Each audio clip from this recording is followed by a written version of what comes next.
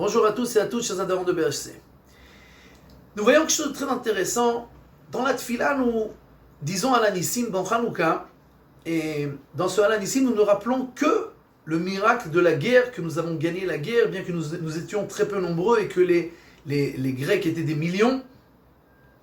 Et dans la Gemara, quand nous racontons l'histoire de Hanouka, la Gemara ne rappelle pas du tout le miracle de la guerre, elle rappelle seulement le miracle de la fiole d'huile qui a été trouvée. Et avec cette fiole, on a pu allumer, en lieu d'un jour, on a pu allumer 8 jours la menorah, le candélabre dans le Beth Amikdash. Le Mishneh Sachir, le Rabbi Sachar Shlomo Tel Zatzal, explique en fait que par rapport au Midrash, le Midrash nous dit que quand Akadosh Baruch Hu a dit à Moshe Rabbeinu d'aller venger la vengeance d'Israël contre Midian, alors Dieu appelle ça la vengeance d'Israël. Et quand Moshe il dit au peuple juif d'aller faire la guerre avec Midian, il ne dit pas la vengeance d'Israël, il dit la vengeance de Dieu. Nous allons venger le Chilul Hashem, le nom de Dieu qui a été profané. Et le Midrash nous dit que c'est Anil Dodi Vedodili, mon aimé pense à moi et moi je pense à mon aimé. Quand Dieu parle de nous, quand Dieu parle de la guerre, il dit que c'est la vengeance d'Israël. Et nous disons la vengeance d'Israël, on n'en a rien à faire. Ce qui nous intéresse, c'est la vengeance de Dieu.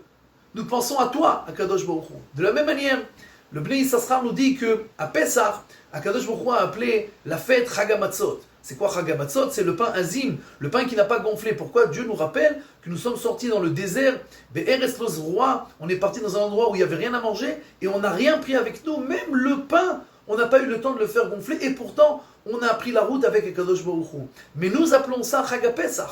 Nous appelons ça la fête où Dieu a sauté sur les maisons des Égyptiens et il nous a sauvés. C'est-à-dire que Dieu donne le nom de la fête par rapport à notre amour qui se rappelle que nous avons fait pour lui, ce que nous avons fait, et nous oublions complètement ce qui a trait à nous et nous rappelons seulement ce que lui il a fait pour nous. Ani le dodi vedodili.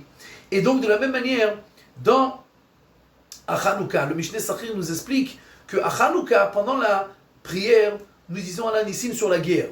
Nous étions peu nombreux, nous avons gagné des millions, mais nous devons remercier. Alors quand nous remercions par rapport au miracle qui a été fait par rapport à nous.